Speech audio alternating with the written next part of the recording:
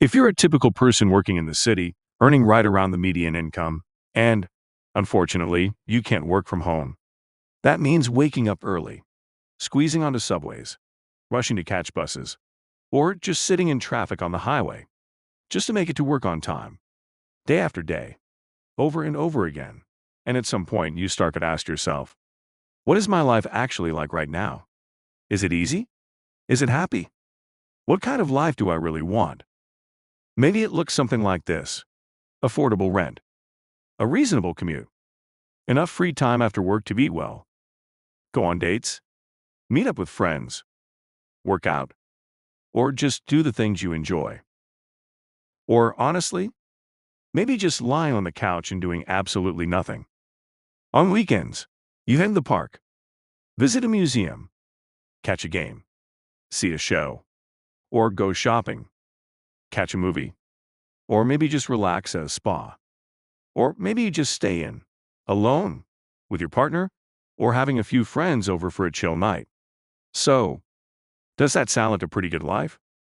And if this is the kind of life that should be possible with your income and your time, what kind of city would actually make it happen? What kind of system needs to exist to support a life like that? Today, I'm taking you with me. We're going to start from one ordinary day in your life and try to build a city that is ordinary, but happy.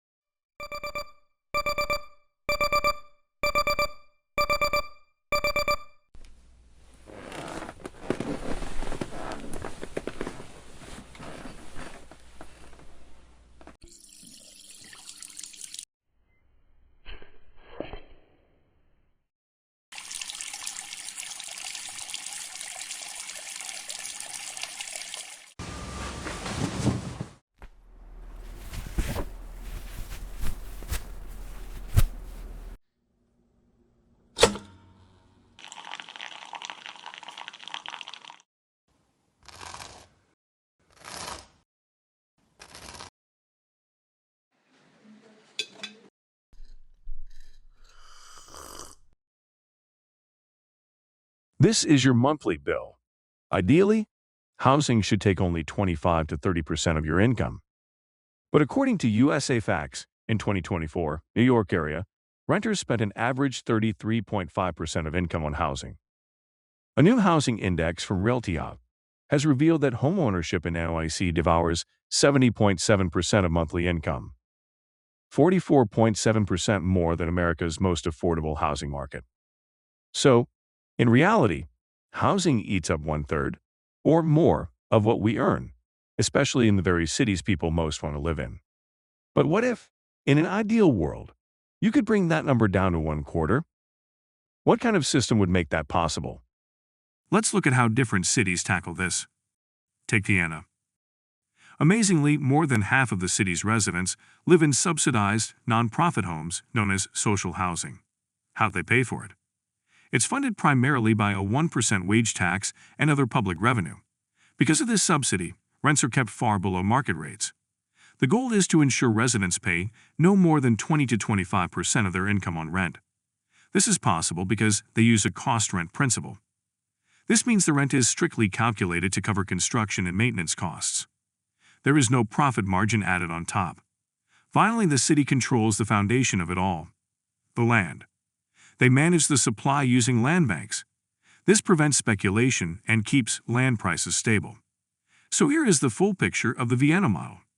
Instead of treating housing as a financial asset to trade, Vienna treats it as a human right. The government taxes income to buy land and build homes. Because the city acts as the developer and removes the need for profit, the cost of living stays low for the majority of the population. It is a self-sustaining cycle, one that prioritizes affordability over profit. Next, let's look at Singapore. An incredible 80% of residents live in public housing flats provided by the Housing and Development Board, or HDB. The foundation of this system is simple. all land is state-owned and leased to citizens through 99-year leases. When the lease expires, the property reverts back to the state. To finance these homes, residents use their Central Provident Fund savings. This is a mandatory national retirement and savings plan. Finally, stability is protected through key regulations. One of the most important is the ethnic integration policy. This policy sets quotas to ensure every HDB block fosters a diverse community. And that diversity is a crucial element in keeping prices stable. This flowchart shows how the HDB system works as a machine. It begins with state-owned land. This land, combined with mandatory savings in the Central Provident Fund, flows directly into building and financing HDB flats. The system's output is tightly regulated. Using the ethnic integration policy, the government actively ensures diversity. This maintains social cohesion and keeps prices stable across the entire housing market. Now let's move to the Netherlands. Here, the housing landscape is dominated by independent, non-profit organizations known as Woningcorporaties. These associations own nearly 30% of the country's total housing stock. The system is decentralized. It is run by around 284 separate associations, rather than being directly controlled by the government. Critically, they operate using a revolving fund based on rental revenue. This income is immediately reinvested to cover maintenance and fund new projects. This self-sufficiency is strengthened through strategic sales of units and long-term, low-interest loans. As a result, the system eliminates the need for constant government subsidies. This diagram shows the self-funding cycle of the Dutch model. Nonprofit housing associations are fueled primarily by rental revenue. That revenue flows directly into maintenance and new housing projects. Additional capital comes from unit sales and long-term financing. Together, these components form a system that requires minimal government intervention. Now, let's look at a U.S. example. Montgomery County, Maryland. Established in 1973, the Moderately Priced Dwelling Unit Program, or MPDU, is one of the nation's oldest inclusionary zoning laws. This program requires most large new developments to set aside 12.5% to 15% of their units as affordable housing. To make this feasible, developers receive powerful incentives: bonus density, additional height allowances. To guarantee long-term affordability, strict resale and control periods are imposed.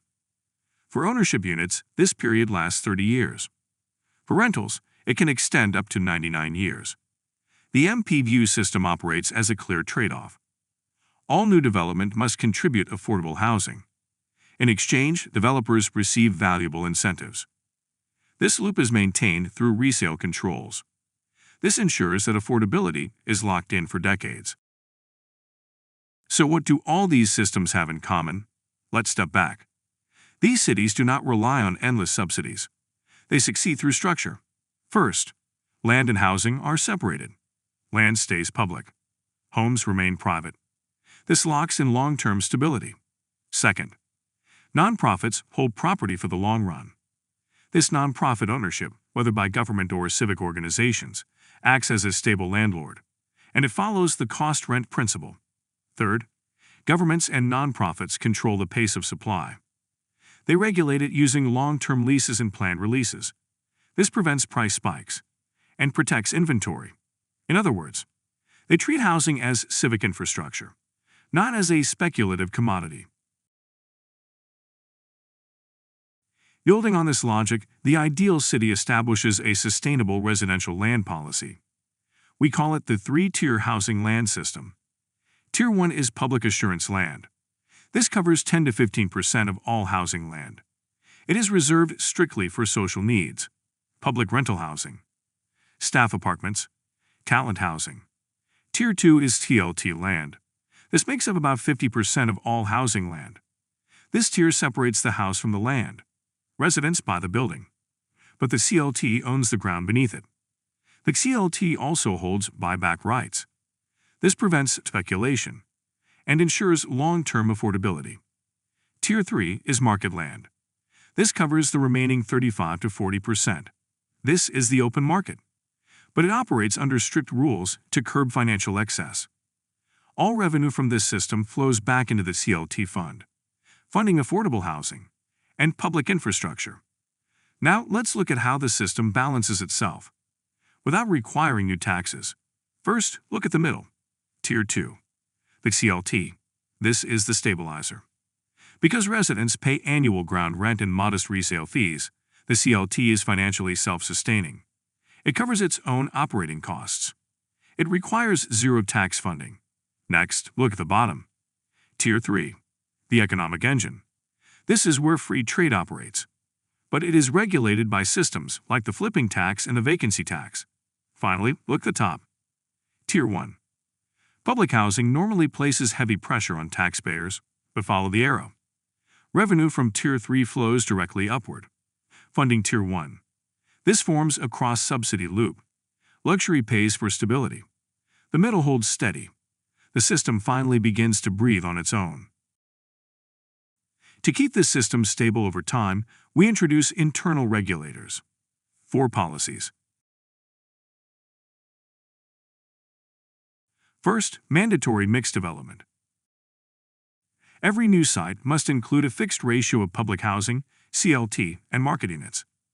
This ensures all income groups share the same communities, the same schools, the same neighborhoods. Second, regular re-evaluation. Every 10 years, land values and rents are audited. If prices spike in one district, regulators can intervene. Third, the equilibrium fund. High-return zones contribute to a structural balance tax. This revenue supports low-income areas. Finally, civic participation. Citizens can vote to transfer long-vacant land into the CLT system.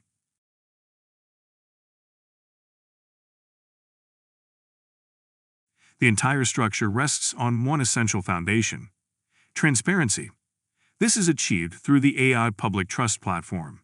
Every land parcel, every rental level, every tax flow, every transaction, all visible, all auditable. The CLT itself is co-governed by 3 equal forces: government, professional experts, and community residents. The AI monitors abnormal activity in real time. If prices spike or vacancy surges, a review is triggered automatically. This is not just an innovative system. It is a system designed to be incorruptible. You might be asking, why would a government ever agree to this? The answer is simple. This isn't a subsidy scheme. It's an entirely new fiscal logic. Let's look at the revenue side. Instead of relying on one-time land sales, the government secures steady cash flow through transaction and vacancy taxes in the private market. On top of that, CLT land rents and service fees generate predictable, recurring income. Even public assets, like parking, advertising, and data licensing, start paying dividends. So, where does that money go? It flows directly into building and maintaining public housing, green retrofitting for community trusts, and funding essential infrastructure like transit lines, parks, and digital governance systems. Ultimately, the government gains stability. By moving away from land sales, their finances become less volatile.